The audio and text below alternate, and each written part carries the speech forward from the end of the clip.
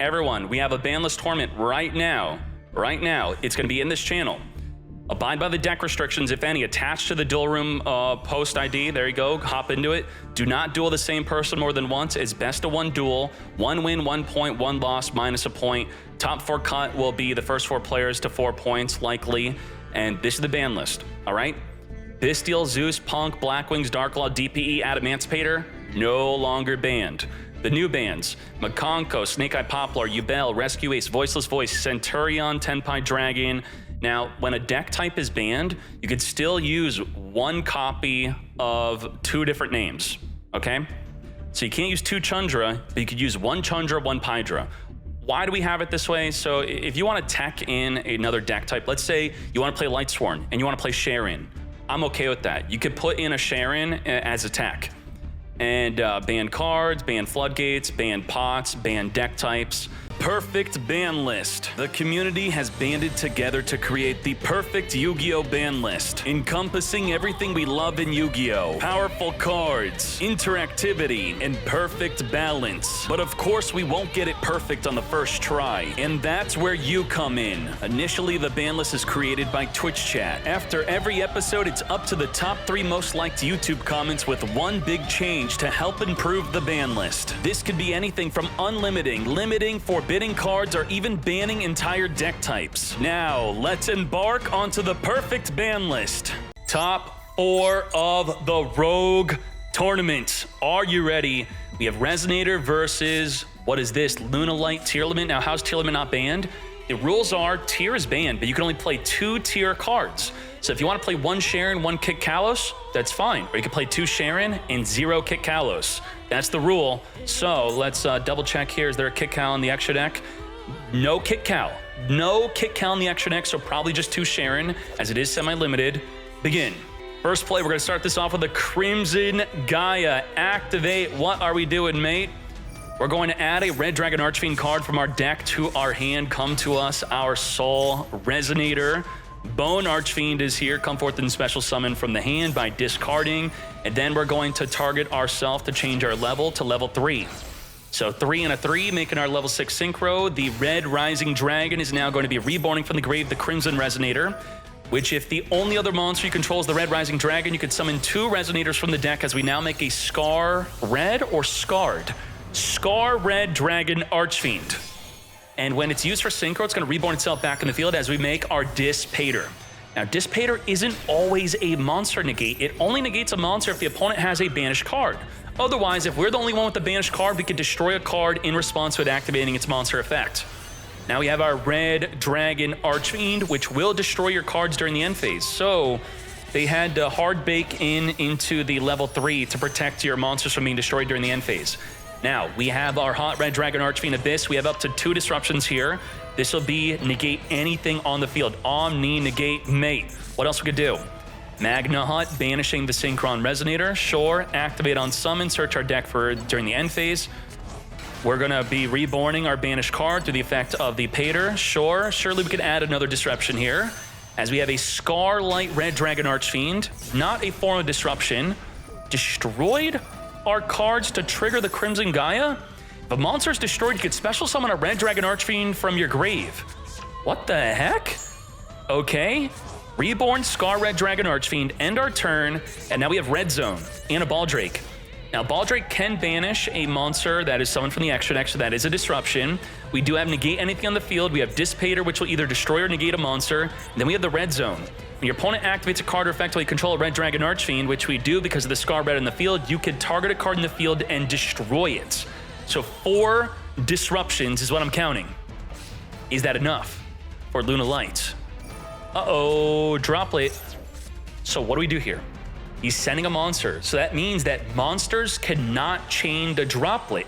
But if I chain a trap to your Droplet, I could chain my monster effect to my trap, which could then negate the Droplet because Hot Red Dragon Archfiend cannot be chain link blocked. It will target the card. It's not trying to negate the effect on the chain, it's negating the card. There you go. So we're gonna add a trap to the Droplet, then chain to the trap to negate the Droplet. We're now down to triple disruption. Triple Tactics talent, cross out designate. We also play Triple Tactics talent. I don't think so. Negate. Just like that, Maxi is banned in this tournament.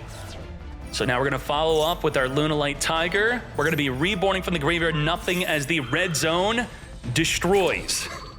Taking out the red zone. I do not think so. We're now going to be triggering the effect still to reborn back on the field our Emerald Bird. This activates when destroyed. I didn't know that.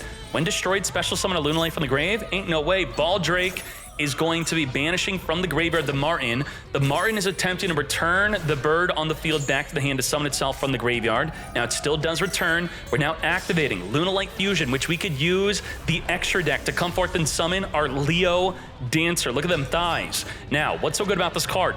Must be fusion with the above materials. Your opponent cannot target this card with card effects, and it cannot be destroyed by card effects. It can make a second attack during each battle phase, and at the end of the damage step, if this battles a monster, you could destroy all special summoned monsters your opponent controls. Ain't no way. Are you ready? Let's freaking do it. Bird is activating in grave. The bird is going to be targeting a monster in the grave to reborn. We're then going to use the Dissipator to chain negate the black sheep, which is going to be, what is it doing? You could add to your hand a Lunalight Pendulum if you wanted to. Normal summon sharing, swing in for 500, into the damage step, activate, wipe out the entire field, but then the freaking Soul Resonator protected. If your card would be destroyed by battle or card effect, or I should say by card effect, you could banish this card from the grave instead of the whole field getting destroyed. Wipe out the Scar Red Dragon Archfiend. Crimson Gaia is also triggering. What is activating here? If this card's sent to the graveyard, it's going to reborn a Red Dragon Archfiend, and if a monster on the field is destroyed, you could special summon a Red Dragon Archfiend. Holy moly. How do we deal with the Leo Dancer if it can't be destroyed? It can't be targeted, it can't be destroyed, it's 3,500. Can we just destroy it by battle? Right? It can still be destroyed by battle. Damn, the Soul Resonator protecting from our full field destruction. I guess Dissipator swing, that's it. Crimson Gaia is gonna non-target flip the entire field face down. Ain't no way. Crimson Gaia is triggering to reborn a Scar Red Dragon Archfiend, as we are now big enough to take out the defense position Leo Dancer, and just like that, a full field. Jack Atlas is so proud right now. Rise, my king, pegged to the finals. Yes. All right, sorry for the inconvenience. Now, optimally to play around a Nibiru, just summon 0 times. All right, good job. Now, what do we have here? We have Angeli tributing itself to come forth and summon from the deck. Nothing is the call by the grave. Fingers the Angeli and negates. Now, we could follow up with the Vernisolith. What's this going to do? Discard this card and 1 monster. 2, then this one adds, right? Special summon an Earth monster from your graveyard. We get to add from the deck. Yep, add an Earth Fairy. Reborn the Messengelato, and also a very weak turn to play. I mean, what the heck? If we ban all the top tier decks, this is the best we could do. Turn 1, 0 cards in the field. Turn 2, 1,600 vanilla. An Axe Raider is better than that. Wow. Is this activatable at least? While you control an Evil Eye monster, negate the activation of a spell or trap card, and do we destroy? If you do, destroy it. Yep, destroy it. Okay, sure. Battle phase. We are basic monster beatdown. Angeli is no longer fingered, so come forth and summon a Hoot Cake because we control the Messengelato. We're going to summon another Messengelato. We're going to grab a Salon, which allows an additional summon. We're now going to Xyz into the glass and then end our turn. Detach a material to make a monster unaffected. Imperm is going to negate. If a Madolche card is sent to the graveyard, you can target up to 2 cards in either graveyard to shuffle them back into the deck. And that's pretty much what the Imperm is negating. How is this Goblin not a good play? Whoa! Goblin Biker could detach a material off of the opponent's monster, and that's why Fictinium detached a material early. So now, by you chain detaching, the Doug Charger has nothing to detach. And even if you're unaffected by monster effects, you could still affect the materials on the card. So a purely, X-Purely Nor, you could still detach off of it. Anti-Xyz deck. Is this the ultimate anti-Ryzeal deck or what? I think Goblin Biker's still trash in the OCG, even with Ryzeal being the #1 deck. All right, so now there's nothing to detach. So we whiffed our effect. What, Konami, I thought you knew how to make broken cards. We're post-tier limit, we're post-cash tira, we're post all this nonsense. And you had to extra balance this with, the effect could have said, if this is in your hand, special summon, then you can detach, something like that. Special summon, also detach a material. So the fact that it doesn't special summon and also detach, Konami went too hard on balancing the Goblin Bikers. It's ridiculous. Set up the Madolche Promenade. I think I would blame something like Tier Limit Rhino Heart for why it doesn't have that effect, because Rhino could special summon without having to discard from the hand if you chain your tier cash to the Rhino special summoning. And if we're not making that same mistake again. And if this was worth negating, why didn't we summon this on turn 1, on turn 3? What the, why are we negated this from searching for what? Madolche banished to the graveyard, come forth and summon the Petting Sore, special summon another Petting Sore as we Shokan into the Tiramisu. Tiramisu is going to activate to spin pretty much the entire field back into the deck. Goodbye to the Charger, 2 cards that is. Salon set up the Chateau, and everything in attack position. We're making a Chocolate as we now use the field spell. We're going to now be triggering the Chocolate summon from the deck. Whoa. Quick effect. We detach the material during the main phase to special summon. Let's freaking go. Okay, from the hand or grave. Is it enough for lethal? Lethal damage? Lethal damage, just like that, as we now advance to the grand finale. Earthbound Prisoner, searching our deck for the Soul Resonator. With the Soul Resonator, we're going to get Imperm negating. I do not think so. Do we have a follow-up play as the Resonator call will search our deck even after we got negated?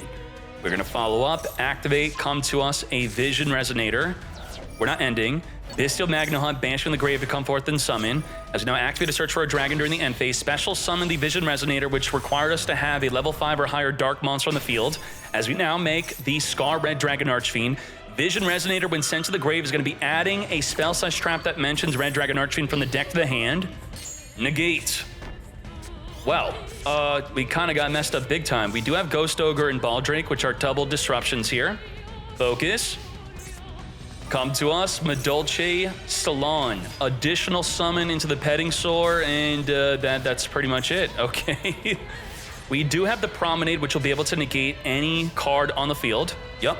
Target 1 face-up card, and you do have a negate plus the impermanence. We have double disruption to play through. Soul Resonator, Madolche Promenade, negate by returning the Petting Sword back to our hand, I believe, right? Yup, back to the hand. Negate, we still have the impermanence. The Salon's going to trigger to set from the deck nothing as the Ghost Ogre destroys. Chainlink 2, destroy a continuous spell, just like that. MST negates. We're going to be synchroning this up, I should say, linking into Little Knight. Scar Red Dragon is activating to come forth and summon a Red Dragon Archfiend. Now notice how we did not activate the Little Knight, which would have locked us into not being able to attack directly. Baldrake, banish the Ghost Ogre. We still have the Imperm. To battle we go, 7,100 damage? It's not enough. Now we do have the disruption of, wait, why didn't it destroy? Oh, they attacked. Okay, normally they would get destroyed. We're good, we're fine. I thought we were gonna lose this. We have Baldrake and Little Knight, which is gonna be able to banish their card and banish their extra deck monster. We have double disruption plus a Nibiru. Are you ready? Petting Sore summon for the deck, a Princess. And now we're gonna make the Glass. That's gonna trigger the Baldrake. Baldrake is going to be trying to banish. Now the Glass will make itself unaffected from being banished. We're now gonna chain Little Knight to chain banish you again, so double banish. We're gonna imperm negate the Little Knight, and now what we're left with is just one Nibiru. That's it. One Nibiru. Let's see if we can play through it. The Glass right now is unaffected by Nibiru. We're gonna return up to 2 Soul Resonators from the graveyard back into the deck. Chocolate, we're on summon number 4. We're going to be banishing from return from the graveyard back of the deck to trigger the effect, to detach a material to summon from the deck an Angeli. And right here, right now, is this the correct time to Nibiru? Tribute it off. Victinium at 900 life. Ending the turn. How do we deal with the 5200 defense token? Well, that's the job for a Red Dragon Archfiend, right? If this attacks a defense position monster, destroy all defense position tokens your opponent controls, including monsters. We have no play. We have no play. We're passing with the 7600 attack Nibiru token. You can't pass. Yes, I can. We're going to Vernisolift, search for an Angeli, reborn from the graveyard pudding. We have game with the Nibiru token. No freaking way. How did this happen? Damn. Death by Nibiru token. Unfreaking believable. That's insane. Let's put up the points because this is a best of 3. We both have Nibiru. You got Nibiru, I have Nibiru. With Maxi ban, Nibiru is going to be keeping the decks in check. Do we ban Nibiru for the perfect ban list, or is it a balanced card? It's fine to have. We're going to summon our Soul Resonator, come to us, Obsessive Uva Loop, Shokan into the Scar Red Dragon Archfiend. We need the Scar Red Dragon Archfiend to be in the graveyard to trigger, to re-summon, I should say, summon from the extra deck, a Red Dragon Archfiend. Yes, Synchron Resonator when sent to the graveyard, target a Resonator in the grave, add it back to the hand, come back to us, Vision Resonator. Now, Vision Resonator, if you have a level 5 or higher on the field, you could special summon it, which we now do. Special summon, and if sent to the grave, it will also be triggering to search our deck. We have the Uva Loop, which is going to be banishing a Synchro from the grave to special summon. Dissipator, reborn that banished Synchro back in the field. Set our back row into a Nibiru, but we have an Omni Negate that can only negate a card on the field. Target a face-up card to negate. There's nothing face-up to negate, but we have a Dissipator. Dissipator can negate a monster effect only if the opponent has a banished card, which they don't. We don't even have a banished card to destroy the Nibiru to stop it from being summoned, but it would still tribute off the field. Wipe the field. No way. Did we have anything to stop this? Anything in the extra deck? Oh my gosh. We play no negates for Nibiru. That sucks. Uva Loop is triggering to banish, or not triggering within the main phase, banishing to add back, sure. If we had a Branded Regained, I think that would have been good. The Bestials are not banned in today's event. I newly unbanned them. We have Petting Sore, special summoning a Pudding Sis, as we now grab an Angeli.